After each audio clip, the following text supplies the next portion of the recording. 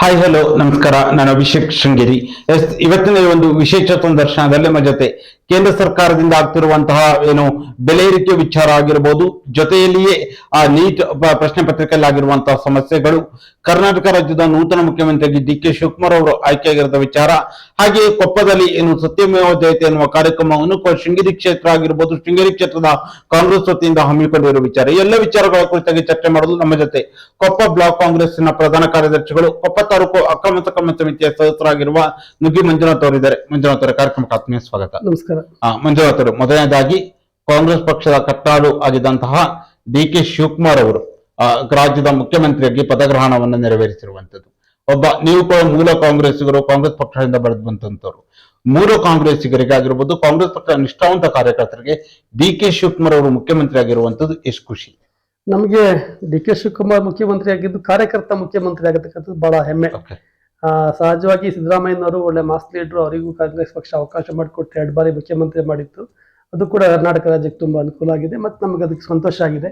ಆದರೆ ಎಲ್ಲರಿಗಿಂತ ಹೆಚ್ಚಾಗಿ ನಮ್ಮ ಕಾರ್ಯಕರ್ತ ಮುಖ್ಯಮಂತ್ರಿ ಅದಕ್ಕಿಂತ ಖುಷಿ ಇನ್ನೊಂದಿಲ್ಲ. ನಮಗೆಲ್ಲ ಏನನ್ಸುತ್ತೆ, ನಾವೇ ಮುಖ್ಯಮಂತ್ರಿ ಅನ್ನೋ ಭಾವನೆ ನಮ್ಮ ಕಾರ್ಯಕರ್ತ ಆದ ನಮ್ಮ ಸಂಘಟನೆಯಿಂದ ಬಂದ ಕಾರ್ಯಕರ್ತ ಸಂತೋಷ ನಮಗಿದೆ. ಯಾಕಂದ್ರೆ ಈ ಒಂದು ಅದರಲ್ಲೂ ಹೆಚ್ಚಿನದಾಗಿ ಯುವ ಕಾಂಗ್ರೆಸ್ ನಿಂದ ಬೆಳೆದು ಬಂದಂತವ್ರಿಗೆ ಡಿ.ಕೆ. ಶಿವಕುಮಾರ್ ಅವರು ಮುಖ್ಯಮಂತ್ರಿ ಆಗಿರುವಂತದ್ದು ಹೆಚ್ಚಿನ ಸಂಭ್ರಮ ಪಡುವಲ್ಲಿ ಪ್ರಮುಖವಾದ ಕಾರಣವಾಗಿದೆ. ಅಂದ್ರೆ ಆ ಯುವಕರಲ್ಲಿ ಡಿ.ಕೆ. ಶಿವಕುಮಾರ್ ಅವರು ಈಗ ಒಂದ್ ಸೆಕೆಂಡ್, ಈಗ ಯುವಕರಲ್ಲಿ ಡಿ.ಕೆ. ಶಿವಕುಮಾರ್ ಅವರು ಮುಖ್ಯಮಂತ್ರಿ ಆಗಿರುವಂತದ್ದು ಎಷ್ಟು ಉತ್ಸಾಹ ಕಾರಣವಾಗಿದೆ?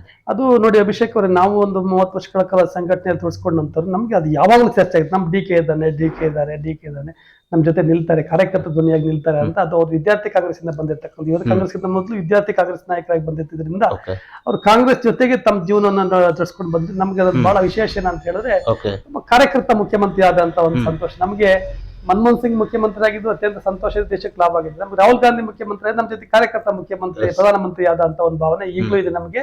ಹಾಗೆ ನಮ್ಗೆ ಮುಂದಿನ ಆಶಾಕಿರಣ ರಾಹುಲ್ ಗಾಂಧಿ ಅವರು ದೇಶದ ಪ್ರಧಾನಮಂತ್ರಿ ಆಗ್ಬೇಕು. ಯಾಕಂದ್ರೆ ನಮ್ಮ ಮೂಲ ಕಾರ್ಯಕರ್ತ ಒಬ್ಬ ಪ್ರಧಾನಮಂತ್ರಿ ಆಗ್ತಾನೆ ಅಂತಕ್ಕಂಥ ಕನಸು ನಮಗಿದೆ. ಅದೇ ರೀತಿಯಲ್ಲಿ ಈಗ ಬೇರೆ ಬೇರೆ ವಿಚಾರಗಳ ಕುರಿತಾಗಿ ನಾವು ಮಾತಾಡೋದಾದ್ರೆ, ಕೇಂದ್ರ ಸರ್ಕಾರದ ಬೆಲೆ ಏರಿಕೆಯ ವಿಚಾರಕ್ಕೆ ದೊಡ್ಡ ಮಟ್ಟದಲ್ಲಿ ಚರ್ಚೆ ಆಗ್ಬೇಕಿತ್ತಾದ್ರೆ ಎಲ್ಲೋ ಒಂದ್ ಕಡೆ ವಿರೋಧ ಪಕ್ಷಗಳು ಆ ವಿಚಾರವನ್ನ ಎಲ್ಲೋ ಒಂದ್ ಕಡೆ ಹೈಲೈಟ್ ಮಾಡುವ ನಿಟ್ಟಿನಲ್ಲಾಗಿರ್ಬೋದು, ಜನರ ಗಮನ ಸೆಳೆಯುವ ನಿಟ್ಟಿನಲ್ಲಿ ಎಲ್ಲೋ ಒಂದ್ ಕಡೆ ಫೇಲ್ಯೂರ್ ಆಗ್ತಾ ಇದೆ ಅಂತ ಅನ್ಸ್ತಾ ಇಲ್ವಾ? ಇದರಲ್ಲಿ ಅಭಿಷೇಕ್, ನಾನು ಹಿಂದೆನೂ ಹೇಳಿದ್ದೆ, ಇಲ್ಲಿ ಏನಾಗಿದೆ, ಈ ದೇಶ ಅಂದ್ರೆ ಎಲ್ಲರೂ ಜವಾಬ್ದಾರಿ. ಒಬ್ಬ ಆಡಳಿತ ಪಕ್ಷದವ್ರು ಮಾತ್ರ ಜವಾಬ್ದಾರಿ ಅಂತ ಹೇಳಲಿಕ್ಕೆ ಆಗಲ್ಲ, ವಿರೋಧ ಪಕ್ಷದವ್ರು ಮಾತ್ರ ಜವಾಬ್ದಾರಿ ಅಂತ ಹೇಳಲಿಕ್ಕೆ ಆಗಲ್ಲ. ಎಲ್ಲಿ ನಾವು ಇದನ್ನ ತಪ್ಪು ಅಂತ ಹೇಳದಲ್ಲ ಇದ್ರೆ, ಖಂಡಿಸ್ತಾ ಇದ್ರೆ ಈ ದೇಶದ ಸಮಸ್ಯೆ ಆಗುತ್ತೆ. ಆಕ್ಚುಲಿ ಈ ದೇಶದ ಕೆಲವು ಮಾಧ್ಯಮಗಳು ತುಂಬಾ ತಪ್ಪುಗಳು ಮಾಡಿದ್ದಾವೆ. ಇದನ್ನ ನಾನು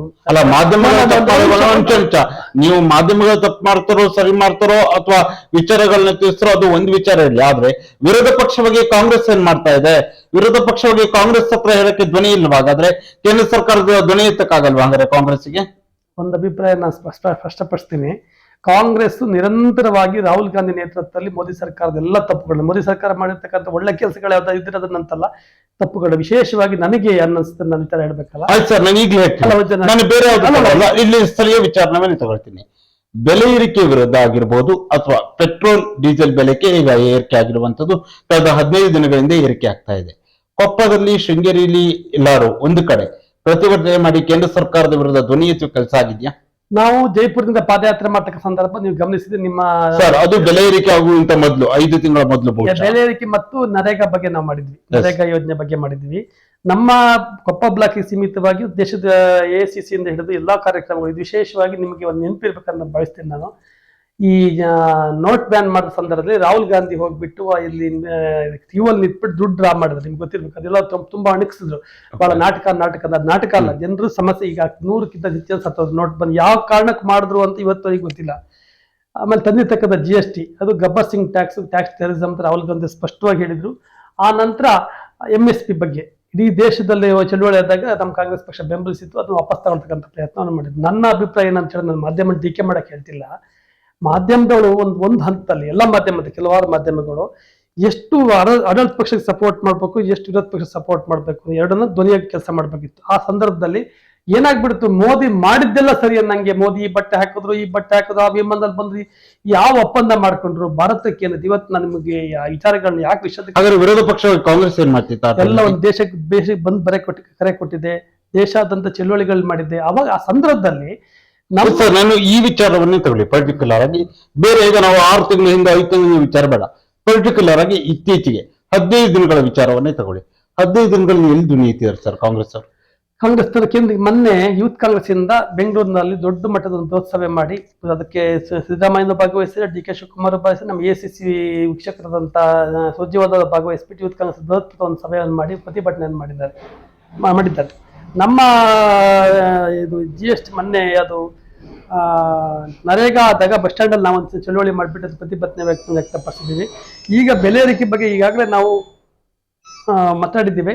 ಇದಕ್ಕೆ ನಾಡಿದ್ದು ಈ ಕಾರ್ಯಕ್ರಮನ ಅದಕ್ಕೋಸ್ಕರ ಮಾಡಿ ನಾಡು ಕೊಪ್ಪದಲ್ಲಿ 8ನೇ ತಾರೀಕು. ಸರ್, ನೀವು ಹೇಳಿದ್ರಿ ಪ್ರತಿಭಟನೆ ಮಾಡಿದ್ರು ಅನ್ನೋ ವಿಚಾರವನ್ನ ಹೇಳಿದ್ರಿ. ಅದೇ 2014 ಇಂತ ಮೊದಲು ಅನ್ಕೊಳ್ತೀನಿ, ಪ್ರಧಾನಿ ನರೇಂದ್ರ ಮೋದಿಯವರು ಪ್ರಧಾನಿ ಆಗುವಂತ ಮೊದಲು ಕೇಂದ್ರದಲ್ಲಿ ನಿಮ್ಗೆ UPA ಸರ್ಕಾರ ಇತ್ತು. ಮನಮೋಹನ್ ಸಿಂಗ್ ಅವರು ಪ್ರಧಾನಿಯಾಗಿದ್ರು. ಬಿಜೆಪಿ ಇಂಡಿಯಾದಲ್ಲಿ ವಿರೋಧ ಪಕ್ಷವಾಗಿ ಕೆಲಸವನ್ನ ಮಾಡ್ತಾ ಇತ್ತು. ಆ ಸಂದರ್ಭದಲ್ಲಿ ನಿಮ್ಮ ಕೇಂದ್ರ ಸರ್ಕಾರ UPA ಸರ್ಕಾರದ ವಿರುದ್ಧ ಆಗಿರ್ಬೋದು, ಬೆಲೆ ಏರಿಕೆ ವಿರುದ್ಧ, ಬೇರೆ ಬೇರೆ ವಿಚಾರಗಳ ವಿರುದ್ಧ ಯಾವ ಮಟ್ಟದಲ್ಲಿ ಅವರು ಹೋರಾಟವನ್ನ ಮಾಡ್ತಾ ಇದ್ರು, ಪ್ರತಿದಿನವೂ ರಸ್ತೆಗಿಳಿತಾ ಇದ್ರು.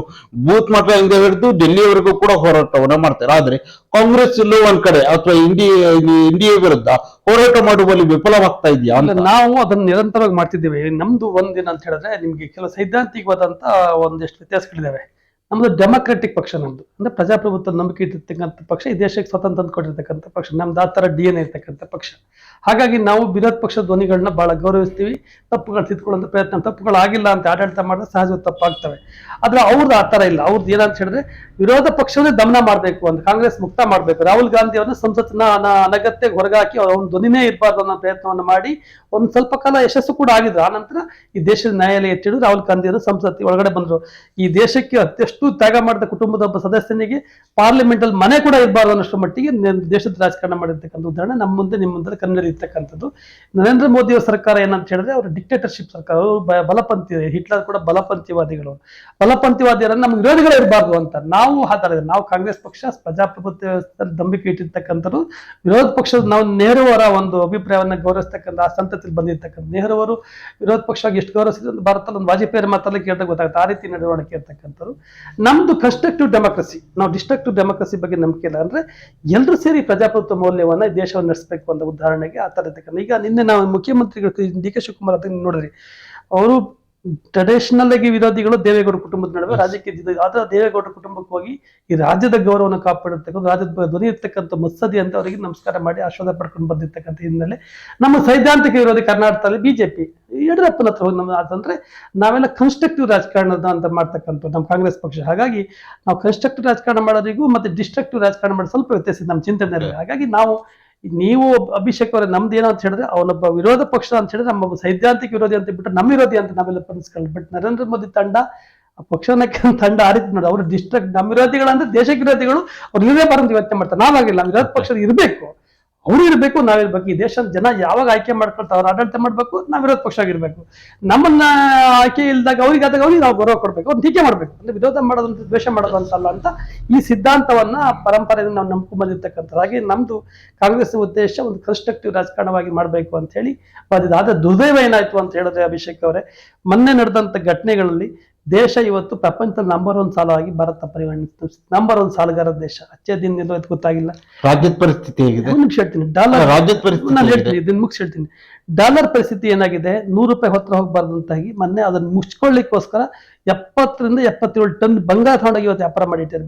ಭಾರತದ ದೇಶದ ಜನರ ಬೇವರಿನ ಧ್ವನಿ ಹಣ ಬಂಗಾರ ನರೇಂದ್ರ ಮೋದಿ ಅವ್ರ ಕುಟುಂಬದಲ್ಲ, ಅದು BJP ಕುಟುಂಬದ ಸಂಘ ಪರಿವಾರ ಕುಟುಂಬದಲ್ಲ, ಭಾರತದ ಜನರ ನಮ್ಮೆಲ್ಲರ ಬೇವರಿನ ಹಣ 77 ಟನ್ ಬಂಗಾರದ ಮನೆ ಮಾರಿರ್ತಕ್ಕಂಥ ಉದಾಹರಣೆಗಳಿದ್ದಾವೆ.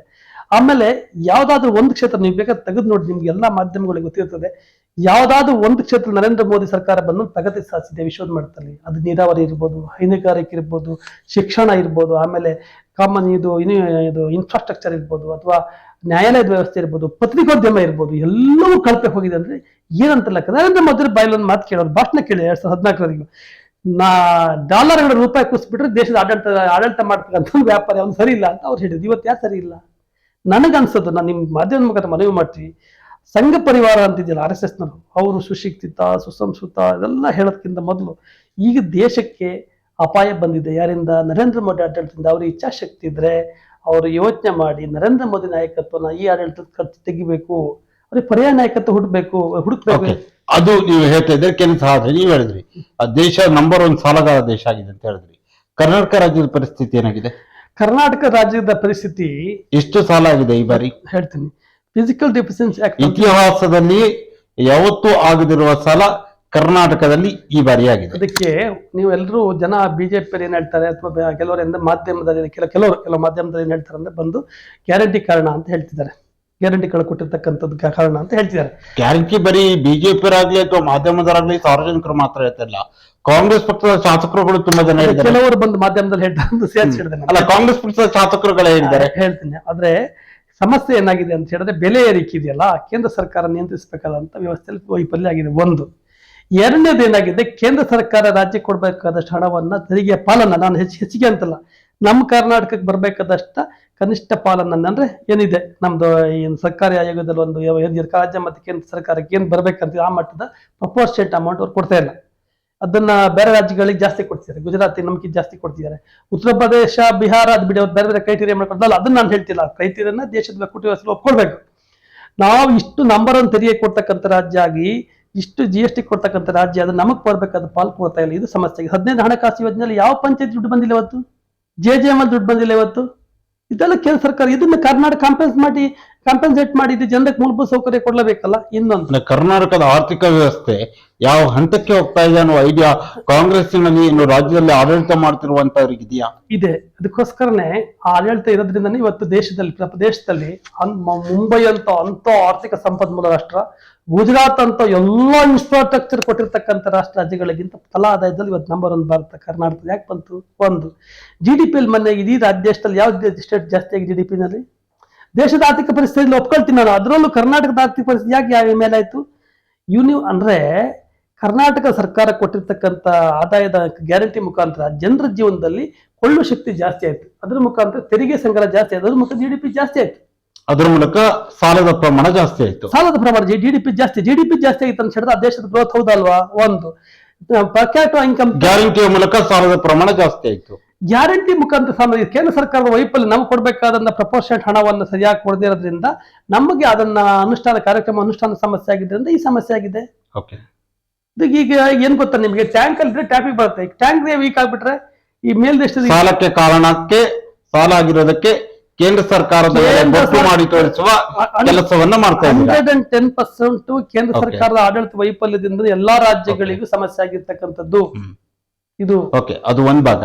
ಒಂದು ಇತ್ತೀಚೆಗೆ ವಿದ್ಯಾರ್ಥಿಗಳ ಜೀವನಕ್ಕಂತ ಬಂದಾಗ ಅದರಲ್ಲೂ ಕೂಡ ಇನ್ನು ಮೆಡಿಕಲ್ ಹೋಗುವಂತ ವಿದ್ಯಾರ್ಥಿಗಳಿಗೆ ನೀಟ್ ಪರೀಕ್ಷೆ ಅತ್ಯಂತ ಮಹತ್ವದ ಒಂದು ಎಕ್ಸಾಮ್ ನಲ್ಲಿ ಆಗಿರುವಂತಹ ಒಂದು ವಿಚಾರ ಈಗ ದೇಶಾದ್ಯಂತ ಪ್ರತಿಭಟನೆಗಳಾಗಿದ್ದಾವೆ, ಎಲ್ಲರೂ ಕೂಡ ಖಂಡಿಸುವ ಕೆಲಸವಾಗಿದೆ. ಎಲ್ಲವೂ ಒಂದು ಭಾಗ ಆದ್ರೂ ಕೂಡ ವಿದ್ಯಾರ್ಥಿಗಳು, ಯಾಕಂದ್ರೆ ವರ್ಷಗಟ್ಟಲೆ ಅದಕ್ಕೋಸ್ಕರ ಓದಿರ್ತಾರೆ, ಹಗಲು ರಾತ್ರಿ ನಿದ್ರೆಯನ್ನ ಬಿಟ್ಟು ಓದಿರ್ತಾರೆ.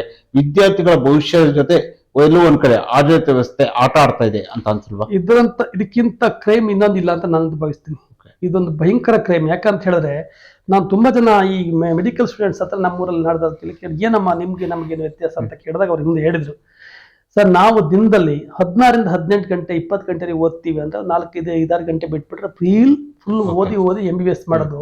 MBBS ಮಾಡಕ್ಕೆ ದುಡಿಮೆ ಅಂದ್ರೆ ಬೇರೆ ಬೇಕಾದ್ರೆ ಮಾಡ್ಬೋದು. ಅದಕ್ಕೆ ವೈದ್ಯ ನಾರಾಯಣ ಹರಿ ಅಂತ ಹೇಳ್ತಾರೆ. ಅಂದ್ರೆ ಅಷ್ಟೆಲ್ಲ ಸಮರ್ಪಣೆಯಿಂದ ತ್ಯಾಗ ಮಾಡಿ ವಯಸ್ಸು, ಕುಟುಂಬ, ಸಂತೋಷ, ಯೌವನ, ಆಮೇಲೆ ಅಂದ್ರೆ ಅವೆಲ್ಲ ಹಾಬಿಗಳು ಬಿಟ್ಟು ಒಬ್ಬ ಡಾಕ್ಟರ್ ಆಗ್ಬೇಕು, ನಾವು ದೇಶಕ್ಕೆ ಸೇವೆ ಮಾಡ್ಬೇಕಂತ ಅಷ್ಟೆಲ್ಲ ಸಮರ್ಪಣೆ ಮಾಡಿರ್ತಕ್ಕಂಥ ಕೆಲಸದಲ್ಲಿ ಮಾಡಿದವ್ರನ್ನ ಇವರು 10 ಲಕ್ಷ 20 ಲಕ್ಷ ಸಂಘ ಪರಿವಾರದ ತಗೊಂಡೋಗಿ ಇವ್ರನ್ನ ಒಂದು ಸಂಘ ಪರಿವಾರದವ್ರನ್ನ ಕಾರಣಕ್ಕೋಸ್ಕರ ತಗೊಂಡೋಗಿ ಆಯ್ಕೆ ಸ್ಥಳದಲ್ಲಿ ಕೂತು RSS ಹಿಂದೆ ಕೂತ್ಬಿಟ್ಟು ಅವ್ರುಗಳು ಈ ರೀತಿ ಫಸ್ಟ್ ಟೈಮ್ ಅಲ್ಲ, ಇದು 2-3 ಸರಿ ಆಗಿರ್ತಕ್ಕಂಥ. ಮೊದಲು ಇಡೀ ಏಷ್ಯಾಕ್ಕೆ ದೊಡ್ಡ ವ್ಯಾಪಾರ ಹಗರಣ ಮಾಡಿರ್ತಕ್ಕಂಥದ್ದು ಬಿಜೆಪಿ ಸಲ್ತದೆ, ಅದು ವ್ಯಾಪಮ ಹಗರಣ. ಅದು ನಿಮ್ಗೆ ಗೊತ್ತಿರ್ಬೇಕು. ಜಡ್ಜ್ಗಳು ಕೂಡ ಎಷ್ಟು ಕರಪ್ಟ್ ಆಗಿ ಅಪಾಯಿಂಟ್ ಮಾಡಿದ್ರು ಮಧ್ಯಪ್ರದೇಶ ಸರ್ಕಾರ ಮಾಡಿರ್ತಕ್ಕಂಥ ವ್ಯಾಪಮ ಹಗರಣಕ್ಕೆ ಜೊತೆ ನಂತರ ಇಷ್ಟೊಂದು ಹಗರಣ ಆದಂಗೆ ಬಹಳ ನಾಚಿಕೆಡಿನ ಸಂಗತಿ. ಇವತ್ತವರೆಗೂ ಪ್ರಧಾನಮಂತ್ರಿಗಳು ಯಾವ್ದಕ್ಕೆ ಬೇಕಾದ್ರೆ ಟ್ವೀಟ್ ಮಾಡ್ತಾರೆ ಸರ್, ಸಣ್ಣ ವಿಷಯಕ್ಕೆ ಟ್ವೀಟ್ ಮಾಡ್ತಾರೆ. ಇವತ್ತವರೆಗೂ ಒಂದು ಸಂದೇಶ ಇಲ್ಲ. ಆಮೇಲೆ ಮಂತ್ರಿ ಒಂದು ತಲೆದಂಡ ಆಗ್ಬೇಕಲ್ಲ ಸರ್ ಇಷ್ಟೊಂದು ಜನಕ್ಕೆ. ಎಷ್ಟು ಜನ ಆತ್ಮಹತ್ಯೆ ಮಾಡ್ಕೊಂಡ್ರು, ಯಾರು ಜವಾಬ್ದಾರಿ ಅಂತ ರೆಡಿ ಇಲ್ಲ. ಈ ಮಟ್ಟಕ್ಕಾದ್ರೆ ಈ ದೇಶ ನಡೆಸಕ್ಕೆ ಸಮರ್ಥರ ಯೋಗ್ಯರ ಅಂತ ನಾನು ಬಷ್ಟೊಂದು ಮಾತಾಡಿದೆ. ಇವೆಲ್ಲ ವೈಫಲ್ಯ ನೋಡಿ RSS ಅವರಿಗೆ ನಾವು ಹೇಳೋ ದೇಶಭಕ್ತರು, ಸುಶಕ್ತರು, ಸುಸಂಸ್ಕೃತರು, ದೇಶಕ್ಕೆ ನಾವೇ ನಮ್ಮ ಪ್ರಥಮ ದೇಶಭಕ್ತರು ಟ್ರೈನಿಂಗ್ ಕೊಡ್ತಕ್ಕಂಥವ್ರು ಪ್ರಧಾನಮಂತ್ರಿನ ಚೇಂಜ್ ಮಾಡಕ್ಕೆ ಏನ್ ಕಷ್ಟ ಸರ್? ಈಗ ಅವ್ರದ್ದು ಇದು ಪ್ರಧಾನಮಂತ್ರಿನ ಚೇಂಜ್ ಮಾಡಿದ್ರೆ ಕಾಂಗ್ರೆಸ್ ಅಧಿಕಾರಕ್ಕೆ ಬರಕ್ಕೆ ಈಸಿ ಆಗತ್ತಂತನ? ಹಾಗಲ್ಲ ಸರ್. ನಿಮ್ಗೆ ಜಸ್ವಂತ್ ಸಿಂಗ್ ಅಂತ ಅವ್ರು ಹಣಕಾಸು ಮಂತ್ರಿ ಮಾಡಿದ್ರು ಬಿಜೆಪಿ ಗೌರ್ಮೆಂಟ್ ನಲ್ಲಿ. ಅವಾಗ ಅವರ ಆರ್ಥಿಕ ಪರಿಸ್ಥಿತಿ ಸರಿಯಾಗಿಲ್ಲ ದೇಶದ ಕೂಡಲೇ ವಾಜಪೇಯಿ ಯಶವಂತ್ ಸಿನ್ಹಾ ಚೇಂಜ್ ಮಾಡಿ ಯಶವಂತ್ ಸಿನ್ಹಾ ಮಾಡಿ ಆರ್ಥಿಕ ಪರಿಸ್ಥಿತಿ ಇಂಪ್ರೂವ್ಮೆಂಟ್ ಮಾಡಿದ್ರು. ಈಗ ನೀವು ನಿಮ್ ಡ್ರೈವಿಂಗ್ ಸರಿ ಇಲ್ಲ. ಕಾಂಗ್ರೆಸ್ ಅವರ ಬೇಡಿಕೆ ಏನಂದ್ರೆ ಪ್ರಧಾನಿ ನರೇಂದ್ರ ಮೋದಿ ಅವರನ್ನ ಪ್ರಧಾನಿ ಸ್ಥಾನದಿಂದ ಇಳಿಸಿದ್ರೆ ಕಾಂಗ್ರೆಸ್ ಅಧಿಕಾರಕ್ಕೆ ಬರಕ್ಕೆ ಸಾಧ್ಯ ಆಗತ್ತೆ ಅನ್ನೋದು ನಿಮ್ಮ ಉದ್ದೇಶ. ನಮ್ದು ಅದು ಉದ್ದೇಶ ಅಲ್ಲ ಸರ್, ದೇಶದ ಆಡಳಿತ ಕನಿಷ್ಠ ಪಕ್ಷ ಕನಿಷ್ಠ ಗುಣಮಟ್ಟಕಾರ ಇರ್ಲಿ ಅಂತ. ಈಗ ಒಬ್ರು 24 ಲಕ್ಷ ಜನ ಮಕ್ಕಳಿಗೆ ಅದು ಉದ್ಯೋಗ ಸಮಸ್ಯೆ ಆಗಿದೆ, ವಿದ್ಯಾರ್ಥಿಗಳ ಸಮಸ್ಯೆ, ಒಂದು ಟ್ವೀಟ್ ಮಾಡಕ್ ಪ್ರಧಾನಮಂತ್ರಿ ರಿಯಾಕ್ಟ್ ಆಗ್ತಿಲ್ಲ. ನೀವು ವಿದೇಶಾಂಗ ನೀತಿ ನೋಡಿ, ಓಪನ್ ಆಗಿ ಟ್ರಂಪ್ ಹೇಳ್ತಾರೆ ಸರ್ ಏನ್ ಹೇಳಿ, ನಾನ್ ಬೇಕಾದ್ರೆ ಮೋದಿ ರಾಜಕೀಯ ಭವಿಷ್ಯ ಮುಗಿಸ್ತೀನಿ ಅಂತ ಯಾಕೆ ಉತ್ತರ ಕೇಳಲ್ಲ ಅವರು? ನಮಗ್ ಭಾರತೀಯ ಅವಮಾನ ತಾನೆ ಅವರು.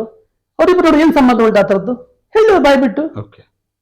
ಆಮೇಲೆ ವಿದೇಶಾಂಗ ನೀತಿಗೆ ಭಾರತಕ್ಕೆ ವಿಶ್ವಗುರು ಅಂತ ಬಿಜೆಪಿ ಹೇಳ್ತಿದ್ರು. ನಾನು ಹೇಳಿದ್ದಲ್ಲ, ಹರೀಶ್ ಪೂಂಜ ಭಾಷಣ ಮಾಡ್ತಿದ್ರು. ತುಲೆ ಎಂಕ್ಲ ಇತ್ತೆ ಮೋದಿ ಏನಾದ್ರು ಸಮಸ್ಯೆ ಕೂಡಲೇ ಟ್ರಂಪ್ ಸಮಸ್ಯೆ ಮೋದಿಗೆ ಫೋನ್ ಮಾಡ್ತಾರೆ ಅಂತ ಹೇಳ್ತಿದ್ರು. ಹಾಗಾದ್ರೆ ಈಗ ಅಂತ ವಿಶ್ವಗುರು ಆದರೆ ಯಾಕೆ ಭಾರತದ ಮಾತು ಯಾರು ಕೇಳ್ತಿಲ್ಲ? ನಮಗೆ ಮೋದಿಗೆ ವಿಶ್ವಾಸ ಕಟ್ಟಬಿದ್ದು ಭಾರತ ಹೋಗಿ ಅಮೆರಿಕದಿಂದಲೇ ಯಾಕೆ ತೈಲ ಉತ್ಪನ್ನಗಳನ್ನು ಕಲ್ಪಿಸ್ಕೊಳ್ಬೇಕು? ರಷ್ಯಾದಿಂದ ಯಾಕೆ ತರ್ಸ್ಕೊಳ್ಬಾರ್ದು? ಇರಾನ್ ಯಾಕೆ ತರ್ಸ್ಕೊಳ್ಬಾರ್ದು? ಇದೆಲ್ಲ ಭಾರತದ ವೈಫಲ್ಯ ಅಲ್ವಾ? ಇದಕ್ಕೋಸ್ಕರ ನಾನು ಹೇಳ್ತದೆ, ಇಷ್ಟು ನಾಲಾಯಕ ಪದಾಂತಿ, ಇಷ್ಟು ವೈಫಲ್ಯದ ಪದಾಂತಿ ಸರ್. ನಿಮ್ ಪ್ರಧಾನ ನೀವು ಹೇಳ್ತಿಲ್ಲ ಸರ್ ವಿಷಯಕ್ಕವರೇ, ಗೊಬ್ಬರದ ರೇಟು ಯಾವ ಮಟ್ಟಕ್ಕೆ ಆಯ್ತು ಗೊತ್ತ? ಇವತ್ತು ರೈತರು ಗೊಬ್ಬರ ಹಾಕೋದು ಕಷ್ಟ ಆಗಿದೆ. ಕಾಪರ್ ಸಲ್ಫೇಟು 200 ರೂಪಾಯಿ ಕೆಜಿ ಜಾಸ್ತಿ ಆಗಿದೆ. ರೈತರಿಗೆ ಏನ್ ಮಾಡ್ಬೇಕು ಅವಾಗ? ಯಾರ ಜವಾಬ್ದಾರಿ? ಮಂಜುನಾಥ್ ಅವರೇ, ಅದೇ ರೀತಿಯಲ್ಲಿ ಈಗ ನೀವು ಕೂಡ ಈಗ ನಾಡ್ದು ಇನ್ನೊಂದು 8ನೇ ತಾರೀಕು ಒಂದು ಕಾರ್ಯಕ್ರಮವನ್ನು ಕೂಡ ಆಯೋಜನೆ ಮಾಡಿರುವಂತದ್ದು. ಆ ಸತ್ಯಮೇವ ಜಯತೆ ಅನ್ನೋ ಹೆಸರಿನಲ್ಲಿ ಕಾರ್ಯಕ್ರಮವನ್ನು ಆಯೋಜನೆ ಮಾಡಿದ್ದೀರಾ. ಸತ್ಯಮೇವ ಜಯತೆ ಕಾರ್ಯಕ್ರಮದ ಮೇನ್ ಉದ್ದೇಶ ಏನು? ಈ ಸತ್ಯಮೇವ ಜಯತೆ ಕಾರ್ಯಕ್ರಮ 3 ಉದ್ದೇಶ ಇಟ್ಕೊಂಡು ಮಾಡ್ತಿದ್ದೇವೆ. ಒಂದು, ಕೇಂದ್ರ ಸರ್ಕಾರದ ಈ ಎಲ್ಲ ಆಡಳಿತ ವೈಫಲ್ಯ, ಜನವಿರೋಧ ನೀತಿಯನ್ನು ನಮ್ಮ ಕಾರ್ಯಕರ್ತರಿಗೆ, ನಮ್ಮ ಕಾಂಗ್ರೆಸ್ ಅಭಿಮಾನಿಗಳಿಗೆ ಮಾಹಿತಿ ಕೊಡಬೇಕು, ಅವ್ರನ್ನ ಎಚ್ಚರಗೊಳಿಸ್ತಕ್ಕಂಥ ಕೆಲಸ ಮಾಡ್ಬೇಕು ಒಂದು. ಆಮೇಲೆ ಆ ನೀಟ್ ಪರೀಕ್ಷೆಯಲ್ಲಿ ಏನು ಅಕ್ರಮಗಳಾಗಿದೆ ಅದಕ್ಕೂ ಒಂದು ನ್ಯಾಯ ಸಿಗ್ಬೇಕು ಒಂದು. ಈಗ SIR ನಡೀತಿದೆ ದೇಶದಲ್ಲಿ. ಅವಾಗ ಯಾವ ಅರ್ಹ ಮತದಾರನ ಯಾವ ರೀತಿಯಾಗಿ ಬಿಡ್ತಾರೆ ಅಂತಕ್ಕಂಥದ್ದು, ಮತ್ತೆ ಸಸ್ಪೆನ್ಷನ್ ಇಡ್ತಕ್ಕಂಥದ್ದು, ಸಸ್ಪೆನ್ಷನ್ ಇಟ್ಟು ಚುನಾವಣೆ ಎಲೆಕ್ಷನ್ ಗುದ್ಮೇಲೆ ಅದನ್ನ ಯೋಚನೆ ಮಾಡ್ತಕ್ಕಂಥದ್ದು, ಈ ದೇಶದಲ್ಲಿ ಹುಟ್ಟಿ ಬೆಳೆದಿರ್ತಕ್ಕಂಥ ನಾಗರಿಕರಿಗೆ ಮತದಾನದ ಹಕ್ಕನ್ನು ಒದಗಿಸ್ತಕ್ಕಂಥ ಒಂದು ಹುನ್ನಾರ ನಡೀತಿದೆ. ಇದ್ರ ಬಗ್ಗೆ ಜನಜಾಗೃತಿ ಮೂಡಿಸ್ತಕ್ಕಂಥ ನಮ್ದು ದೊಡ್ಡ ಕರ್ತವ್ಯ. ಅದ್ರ ಬಗ್ಗೆ ಒಂದು ಚರ್ಚೆ ಆಗ್ಬೇಕು. ಇನ್ನೊಂದು ಏನಂತ ಹೇಳಿದ್ರೆ, ಇತ್ತೀಚಿನ ಶೃಂಗೇರಿ ಕ್ಷೇತ್ರದಲ್ಲಿ ಮತ ಡಕಾಯಿತಿ ನಡೆದಿದೆ. ಅದ್ರ ಬಗ್ಗೆ ನಾವು ಈಗಾಗಲೇ FIR ಮಾಡಿಸಿದೀವಿ, ಸುಪ್ರೀಂ ಕೋರ್ಟಿಗೆ ಹೋಗಿದ್ವಿ. ರಾಜೇಗೌಡರನ್ನ ಷಡ್ಯಂತ್ರದ ಮುಖಾಂತರ ಸೋಲಿಸ್ತಕ್ಕಂಥ ಪ್ರಯತ್ನವನ್ನ ಯುವರಾಜ್ ಮತ್ತು ತಂಡ ಮಾಡಿದ್ದಾರೆ. ಅದ್ರ ಬಗ್ಗೆ ನಾವು ಜನರಿಗೆ, ಕಾರ್ಯಕರ್ತರಿಗೆ ನಡೆದಂಥ ವಿಚಾರಗಳನ್ನು ಸತ್ಯವನ್ನು ತಿಳಿಸ್ತಕ್ಕಂಥ ಪ್ರಯತ್ನ ಮಾಡಬೇಕು. ಆ ಹಿನ್ನೆಲೆಯಲ್ಲಿ ನಾವುಗಳು ಈಗಾಗಲೇ ಕಾರ್ಯಕರ್ತರಿಗಳಿಗೆಲ್ಲ ತಿಳಿಸ್ಬಿಟ್ಟು ನಾಡು ಸತ್ಯಮೇವ ಜಯತೆ ಅಂತ ಕಾರ್ಯಕ್ರಮ ಮಾಡಿಬಿಟ್ಟು ನಡೆದಂಥ ವಾಸ್ತವಾಂಶವನ್ನ ತಿಳಿಸ್ತಕ್ಕಂಥ. ಯಾಕಂದ್ರೆ ದೇಶದ ಇತಿಹಾಸದ ಶೃಂಗೇರಿ ಅಂದ್ರೆ ಒಂದು ದೊಡ್ಡ ಪವಿತ್ರ ಇರ್ತಕ್ಕಂಥ ಕ್ಷೇತ್ರ, ಪವಿತ್ರವಾದ ಜನ, ಮತ್ತೆ ಒಳ್ಳೆ ಚಿಂತನೆ ಇರ್ತಕ್ಕಂಥವ್ರು ಅಂತ ಇರ್ತಕ್ಕಂಥ ಆ ಶೃಂಗೇರಿ ಕ್ಷೇತ್ರಕ್ಕೆ ಒಂದು ಅಪಕೀರ್ತಿ ತಂದಿರ್ತಕ್ಕಂಥ ಹಿನ್ನೆಲೆ ಆಗಿ ನಡೆದಿದೆ. ಯಾಕಂದ್ರೆ ಚುನಾವಣಾ ಅಧಿಕಾರಿಗಳು ಅಂದ್ರೆ ಒಂದು ಜಿಲ್ಲೆಯ ಸರ್ಕಾರದಲ್ಲಿ ಜಿಲ್ಲಾಧಿಕಾರಿ ಕಸ್ಟೋಡಿ ಅಂದ್ರೆ ಅದು ಅತ್ಯುತ್ತಮ ಸುರಕ್ಷಿತ ಸ್ಥಳ. ಜಿಲ್ಲಾಧಿಕಾರಿ ಕಸ್ಟೋಡಿ ಇರ್ತಕ್ಕಂಥ ಮತಗಳು ಟ್ಯಾಂಪರ್ ಆಗದಂತಾರೆ ಆ ದೇಶದ ಆಡಳಿತ ಯಾವ ಮಟ್ಟಕ್ಕೆ ಹೋಗ್ಬೋದು ವ್ಯವಸ್ಥೆ ಆಗಿದೆ. ಅದ್ರ ಬಗ್ಗೆ ಮಾಹಿತಿ ಆಗ್ಬೇಕು. ಅದ್ರ ಬಗ್ಗೆ ಅಂದ್ರೆ ನಿಮ್ಮ ಒಂದು ಸತ್ಯಮೇವ ಜಯತೆ ಕಾರ್ಯಕ್ರಮದ ಒಂದು ಕಾರ್ಯಕ್ರಮ ಅಂತಂದ್ರೆ ಹಲವಾರು ತಯಾರಿಗಳು ಬೇಕಾಗುತ್ತೆ, ರೂಪುರೇಷೆಗಳು ಬೇಕಾಗುತ್ತೆ. ಈ ಒಂದು ಸತ್ಯಮೇವ ಜಯತೆ ಕಾರ್ಯಕ್ರಮದಲ್ಲಿ ಪ್ರಮುಖ ಅತಿಥಿಗಳು ಯಾರಿರ್ತಾರೆ? ಕಾರ್ಯಕ್ರಮದ ರೂಪುರೇಷೆಗಳು ಹೇಗಿದೆ? ಕಾರ್ಯಕ್ರಮ 3 ಬ್ಲಾಕ್ನ ಅಧ್ಯಕ್ಷ ನೇತೃತ್ವ ನಡೀತದೆ. ಕೊಪ್ಪ ಬ್ಲಾಕ್ನ ಅಧ್ಯಕ್ಷತೆ KS ರವೀಂದ್ರ ಅಧ್ಯಕ್ಷತೆಯಲ್ಲಿ ಈ ಕಾರ್ಯಕ್ರಮ ನಡೀತದೆ. ನಮ್ಮ ಜಿಲ್ಲೆಯ ಎಲ್ಲ ಪ್ರಮುಖ ನಾಯಕರು ಈ ಕಾರ್ಯಕ್ರಮದಲ್ಲಿ ಪಾಲ್ಗೊಳ್ಳೋದು. ಈಗ ಹಿಂದಿನ ಲೋಕಸಭಾ ಸದಸ್ಯರು, ನಮ್ಮ ಅಭ್ಯರ್ಥಿಗಳಾಗಿರ್ತಕ್ಕಂಥ ಜಯಪ್ರಕಾಶ್ ಹೆಗಡೆ ಅವರು ಈ ಕಾರ್ಯಕ್ರಮಕ್ಕೆ ಬರ್ತಾ ಇದ್ದಾರೆ. ನಮ್ಮ ಚಿಕ್ಕಮಗಳೂರು ಜಿಲ್ಲಾನ ಮತ್ತೆ ಸ್ಥಳೀಯ ಸಂಸ್ಥೆಗಳು ಗೆದ್ದಿರ್ತಕ್ಕಂಥ ನಾಯಕಿಯಾಗಿರ್ತಕ್ಕಂಥ ನಮ್ಮ ಗಾಯತ್ರಿ ಶಾಂತಗೌಡರು ಬರ್ತಿದ್ದಾರೆ. ಅನಿವಾಸಿ ಭಾರತೀಯ ಸಂಘದ ಉಪಾಧ್ಯಕ್ಷರು ಮತ್ತೆ MLC ಆಗಿರ್ತಕ್ಕಂಥ ನಮ್ಮ ಆರ್ತಿ ಕೃಷ್ಣವರು ಬರ್ತಿದ್ದಾರೆ. ಹಾಗೆ ಎಲ್ಲ ತಮ್ಮ TD ರಾಜೇಗೌಡರು, ನಮ್ಮದಲ್ಲಿ ಸ್ಥಳೀಯ ಮುಖಂಡರುಗಳೆಲ್ಲ ಬಂದು ಈ ಕಾರ್ಯಕ್ರಮನ ನಡೆಸ್ಕೊಳ್ತಿದ್ದಾರೆ. ಓಕೆ, ಅಂದ್ರೆ ಇತ್ತೀಚೆಗೆ ಬಿಜೆಪಿಯವರು ಕೂಡ 1 ವಾರದ ಹಿಂದೆ ಆ ಕಾರ್ಯಕರ್ತರ ಸಭೆಯನ್ನು ಕೂಡ ಮಾಡಿದ್ರು. ಬಿಜೆಪಿಯವರ ಕಾರ್ಯಕ್ರಮಕ್ಕೆ ಕೌಂಟರ್ ಆಗಿ ಈ ಒಂದು ಸತ್ಯಮೇವ ಜಯತೆ ಕಾರ್ಯಕ್ರಮನ ನೀವು ಆಯೋಜನೆ ಮಾಡಿದ? ಬಿಜೆಪಿ ಕಾರ್ಯಕ್ರಮ ಕೌಂಟರ್ ಅಂತ ನಾನು ಹೇಳಕ್ಕಾಗಲ್ಲ. ಅವ್ರು ಯಾಕೆ ಕಾರ್ಯಕ್ರಮ ಮಾಡೋದು ನನಗೆ ಗೊತ್ತಿಲ್ಲ. ಅಥವಾ ನಾವು ಓಟ್ ಕಳ್ತನ ಮಾಡಿವಂತ ಮಾಡಿದ್ರು, ಅಥವಾ ಕಳ್ತನ ಮಾಡಿ ಹಿಂಗಾಯ್ತು ಮಿಸ್ಟೇಕ್ ಆಯ್ತು ಅಂತ ಹೇಳಕ್ಕಂತ ಮಾಡಿದ್ರೆ ಗೊತ್ತಿಲ್ಲ ಅವರಿಗೆ. ಅವ್ರ ಕಾರ್ಯಕ್ರಮ ನಮ್ದು ಕೇಂದ್ರ ಸರ್ಕಾರದ ವಿರುದ್ಧ ಮಾಡ್ತಕ್ಕಂಥ ಕಾರ್ಯಕ್ರಮ, ಆಮೇಲೆ ಮ್ಯಾಪಿಂಗ್ ಬಗ್ಗೆ ಜನಕ್ಕೆ ಮಾಹಿತಿ ಕೊಡ್ತಕ್ಕಂಥ ಕಾರ್ಯಕ್ರಮ, ಮತ್ತೆ ಶಾಸಕರಿಗೆ ಬಹಳ ಒಂದು ಏನು ಕಳಕಳಿ ಇತ್ತಂದ್ರೆ, ನನ್ನ ಒಂದು ಮೊನ್ನೆ ನಡೆದ ಘಟನೆ ಬಗ್ಗೆ ಇಡೀ ಕ್ಷೇತ್ರದ ಮೂಲೆ ಕಾರ್ಯಕರ್ತರು ಮನೆಗಳು ತುಂಬಾ ನೋವನ್ನು ಅನುಭವಿಸ್ತವೆ. ತುಂಬಾ ಜನ ಪ್ರಾರ್ಥನೆ ಮಾಡಿದ್ರು, ಒಳ್ಳೆ ರೀತಿ ತುಂಬಾ ಜನ ಫೋನ್ ಮಾಡಿದ್ರು. ಅವರೆಲ್ಲರಿಗೆ ಒಂದೇ ಕಾಲದಲ್ಲಿ ಭೇಟಿ ಮಾಡೋಕ್ಕಾಗಲ್ಲ. ಅದಕ್ಕೆ ನಾಡ್ದವ್ರು ಬಂದ್ಬಿಟ್ಟು ಅವ್ರನ್ನೆಲ್ಲ ಭೇಟಿ ಮಾಡಿಬಿಟ್ಟು ನಡೆದಂಥ ಕಲಾಪಗಳ ಒಂದು ವಿವರವನ್ನು ಅವ್ರಿಗೆ ಕಳಿಸ್ಬಿಟ್ಟು ಮತ್ತೆ ಕೃತಜ್ಞತೆಯನ್ನು ಸಲ್ಲಿಸ್ಬೇಕು, ನಾನು ಅವರಿಗೆ ಒಂದು ಥ್ಯಾಂಕ್ಸ್ ಆದ್ರೆ ಹೇಳ್ಬೇಕಂತ ಉದ್ದೇಶ ಇದೆ. ಆ ಹಿನ್ನೆಲೆಯಲ್ಲಿ ಈ ಕಾರ್ಯಕ್ರಮ ಇಟ್ಕೊಂಡಿವಿ. ನಮ್ದು ನಿಮ್ಮ ವಾಹಿನಿ ಮುಖಾಂತರ ಮನವಿ ಅಂತ ಹೇಳಿದ್ರೆ, ಕಾಂಗ್ರೆಸ್ನ ಅಭಿಮಾನಿಗಳು, ಹಿತೈಷಿಗಳು ಸಂಪರ್ಕದ ಕೊರತೆಯಾಗಿ ಕೆಲವೊಮ್ಮೆ ಏನಾದ್ರು ವಿಷಯಗಳು ಗೊತ್ತಾಗದಿದ್ರು ಕೂಡ ಈ ಒಂದು ವಾಹಿನಿ ಮುಖಾಂತರ ನಾನು ನಿಮ್ಮಲ್ಲಿ ವಿನಮ್ರ ಮನವಿ ಮಾಡ್ಕೊಳ್ತೀವಿ. ನೀವೆಲ್ಲರ ಸಾಕಾರದಲ್ಲಿ ನಮ್ಮ ಪಕ್ಷ ಇದೆ. ನಮ್ಮ ಪಕ್ಷ ಸರ್ವವ್ಯಾಪಿ ಸರ್ವಸ್ಪರ್ಶಿ, ನಮಗೆ ಯಾರು ಅಸ್ಪೃಶ್ಯರಂತಿಲ್ಲ. ನಾವು ಕಾಂಗ್ರೆಸ್ ಅಂದ್ರೆ ಆ ರೀತಿ. ಹಾಗಾಗಿ ಆ ವಿಚಾರಧಾರೆ ಇರ್ತಕ್ಕಂಥ ನೀವೆಲ್ಲರೂ ಕಾರ್ಯಕ್ರಮಕ್ಕೆ ಬರಬೇಕು. ಶಾಸಕರು ಕೂಡ ಖುದ್ದಾಗಿ ಎಲ್ಲರನ್ನ ಆಹ್ವಾನಿಸಕ್ಕಾಗದಿರೋ ಅವ್ರ ಪರವಾಗಿ ನಾವು ನಿಮ್ಮನ್ನು ಮನವಿ ಮಾಡ್ಕೊಳ್ತಿದ್ದೇವೆ. ದಯವಿಟ್ಟು ಕಾರ್ಯಕ್ರಮಕ್ಕೆ ಬಂದು ಕಾರ್ಯಕ್ರಮದ ಎಲ್ಲ ವಿಚಾರಗಳನ್ನು ತಿಳ್ಕೊಂಡು ಹೋಗ್ಬೇಕಂತ ನಿಮ್ಮಲ್ಲಿ ಮನವಿ ಮಾಡ್ಕೊಳ್ತಿದ್ದೇವೆ. ಓಕೆ ಮಂಜುನಾಥ್ ಅವರೇ, ಅದೇ ರೀತಿಯಲ್ಲಿ ಈಗ ರಾಜ್ಯದಲ್ಲಿ ಡಿ.ಕೆ. ಶಿವಕುಮಾರ್ ಅವರು ಮುಖ್ಯಮಂತ್ರಿ ಆಗಿದ್ದಾರೆ. 12-13 ಜನ ಮಂತ್ರಿಗಳಾಗಿ ಈಗ ಪ್ರಮಾಣ ವಚನವನ್ನು ಕೂಡ ಸ್ವೀಕಾರ ಮಾಡಿರುವಂತದ್ದು. ಕಾಂಗ್ರೆಸ್ನ ಹಿಂದಿನ ಅವಧಿಯಲ್ಲಿ ಸಿದ್ದರಾಮಯ್ಯ ಅವರು ಮುಖ್ಯಮಂತ್ರಿ ಆಗಿದ್ದಾಗ ಚಿಕ್ಕಮಗಳೂರು ಜಿಲ್ಲೆಯಲ್ಲಿ 5ಕ್ಕೆ 5 ವಿಧಾನಸಭಾ ಕ್ಷೇತ್ರಗಳಲ್ಲಿ ಗೆದ್ದಿದ್ರು ಕೂಡ ಯಾರಿಗೂ ಕೂಡ ಮಂತ್ರಿ ಸ್ಥಾನ ಸಿಕ್ಕಿರಲಿಲ್ಲ. ಹೊರಗಿನವರು ಬಂದಿಲ್ಲಿ ಉಸ್ತುವಾರಿ ಸಚಿವರಾಗಿದ್ರು. ಈ ಬಾರಿ ಆದ್ರೂ ಈ ಸ್ಥಳೀಯವಾಗಿರುವಂತಹ ರಾಜೇಗೌಡರಿಗೆ ಸಚಿವ ಸ್ಥಾನ ಸಿಗುವ ನಿರೀಕ್ಷೆ ಇದೆಯಾ? ನಮ್ದೆಲ್ಲರೂ ಅಪೇಕ್ಷೆ ಕೂಡ ರಾಜೇಗೌಡ ಸಿಗ್ಬೇಕಂತಿದ್ರೆ ನಾವೆಲ್ಲ ಒತ್ತಾಯ ಮಾಡೋದು ನಮ್ಮ ಸಂಘಟನೆ ಮುಖಾಂತರ ಮಾಡಿದ್ದೀವಿ. ಈಗಾಗಲೇ ಡಿ.ಕೆ. ಶಿವಕುಮಾರ್ ಅವರಿಗೂ ಕೂಡ ಒತ್ತಾಯ ಮಾಡಿದ್ದೇವೆ. ನಮ್ಗೆ ಆಶಾಭಾವನೆ ಇರ್ತಕ್ಕಂಥದ್ದು ನಿಜ. ಮತ್ತೆ ನಮ್ದು ಈ ವಾಹಿನಿ ಮುಖಾಂತರ ಒತ್ತಾಯ ಏನಂತ ಹೇಳಿದ್ರೆ, ಈ ಒಂದು ಬಿಜೆಪಿಯ ಬಹಳ ಪ್ರಬಲವಾಗಿರ್ತಕ್ಕಂಥ ಜಿಲ್ಲೆಯಲ್ಲಿ ಕಾಂಗ್ರೆಸ್ 5ಕ್ಕೆ 5 ಗೆದ್ದಿದೆ. ಅದು ನಮ್ಮೆಲ್ಲರ ಕಾರ್ಯಕರ್ತರ ಶ್ರಮದಿಂದ ಗೆದ್ದಿರ್ತಕ್ಕಂಥದ್ದು. ಹಾಗಾಗಿ ಹೈಕಮಾಂಡ್ ಅದಕ್ಕೆ ಯೋಚನೆ ಮಾಡಿಬಿಟ್ಟು ಈ ಸರಿ ಒಂದು ಅವಕಾಶ ಮಾಡಿಕೊಡ್ಬೇಕು, ನಮ್ಮ ಜಿಲ್ಲೆಗೆ ಒಬ್ಬರು ಮಂತ್ರಿ ಕೊಡಬೇಕು ಅಂತ ನಮ್ದೆಲ್ಲರ ಮನವಿ ಇದೆ. ರಾಜೇಗೌಡರನ್ನು ಕೂಡ ಮಂತ್ರಿ ಒಂದು ಥರದಲ್ಲಿ ಸ್ಟೇಟ್ ಮಿನಿಸ್ಟರ್ ಕ್ರೀಡಾಲ್ ಇಟ್ಟಿದ್ರು ಕೂಡ, ಕ್ರೀಡಾಲ್ನ ಅಧ್ಯಕ್ಷರಾಗಿ ಇಟ್ಟಿದ್ರು ಕೂಡ ಒಂದು ನಮಗೆ ಕ್ಯಾಬಿನೆಟ್ ಅಲ್ಲಿ ಒಂದು ಅವಕಾಶ ಕೊಡ್ಬೇಕಂತ ನಮ್ಮ ಮನವಿ ಇದೆ. ನಮ್ದು ಆಶಾಭಾವನೆ ಇದೆ. ಮಂಜುನಾಥ್ ಅವರೇ, ಹಾಗೆ ನಾಡ್ದು ನಿಮ್ಮ ಕಾರ್ಯಕ್ರಮ ಏನು ನಡೀತಾ ಇದೆ ಸತ್ಯಮೇವ ಜಯತೆ ಕಾರ್ಯಕ್ರಮಕ್ಕೆ, ಈ ಸಂದರ್ಭದಲ್ಲಿ ನಿಮ್ಮ ಕಾರ್ಯಕರ್ತರಿಗಾಗಿರ್ಬೋದು, ಪಕ್ಷದ ಮುಖಂಡರಿಗೆ ಯಾವ ರೀತಿಯಾಗಿ ಈ ಒಂದು ಕಾರ್ಯಕ್ರಮ ಕುರಿತಾಗ ಆಹ್ವಾನವನ್ನ ನೀಡ್ತೀರಾ? ಕಾಂಗ್ರೆಸ್ ಪಕ್ಷ ಅಂದ್ರೆ ಒಂದು ಹೋರಾಟದ ಪಕ್ಷ. ಅದು ನಮ್ಮ ಸಿದ್ಧಾಂತ ಏನಂತ ಹೇಳಿದ್ರೆ ದೇಶವನ್ನೇ ಮುಖ್ಯ ಅಂತ ಹೇಳ್ಬಿಟ್ಟು ಮಾಡಿರ್ತಕ್ಕಂಥದ್ದು. ಕಾಂಗ್ರೆಸ್ ಪಕ್ಷದ ಅಂದ್ರೆ ಒಂದು ರಾಷ್ಟ್ರವಾದಿ ಪಕ್ಷ. ಅದು ಕಾಂಗ್ರೆಸ್ ಪಕ್ಷ ಅದು ಒಂದು ಸಿದ್ಧಾಂತ ಅನ್ನಕ್ಕಿಂತ ರಾಷ್ಟ್ರವಾದಿ. ಇದು ಕಾಂಗ್ರೆಸ್ ಅಂದ್ರೆ ಇನ್ಕ್ಲೂಸಿವ್, ನಾವೆಲ್ಲರೂ ಸೇರಿದ್ರೆ ಕಾಂಗ್ರೆಸ್ ಅಂತಕ್ಕಂಥದ್ದು. ಹಾಗಾಗಿ ಇದು ನಿಮ್ಮ ಪಕ್ಷ, ಇದು ನಿಮ್ಮ ಕಾರ್ಯಕ್ರಮ. ಹಾಗಾಗಿ ಸತ್ಯಮೇವ ಜಯತೆ ಕಾರ್ಯಕ್ರಮ ನಿಮ್ಮನೇ ಕಾರ್ಯಕ್ರಮ ಅಂತ ಹೇಳಿದ್ಬಿಟ್ಟು ನಮ್ಮ ಕಾರ್ಯಕರ್ತರ ಬಂಧುಗಳು ತಮ್ಮ ಪಕ್ಕದವರನ್ನ ನಮ್ಮ ವಿಚಾರವನ್ನು ತಿಳಿಸಿ ಕಾರ್ಯಕ್ರಮಕ್ಕೆ ಆಹ್ವಾನಿಸಬೇಕಂತ ನಿಮ್ಮಲ್ಲಿ ವಿನಮ್ರವಾಗಿ ಈ ಮೂಲಕ ಮನವಿ ಮಾಡ್ಕೊಳ್ತಿದ್ದೇನೆ.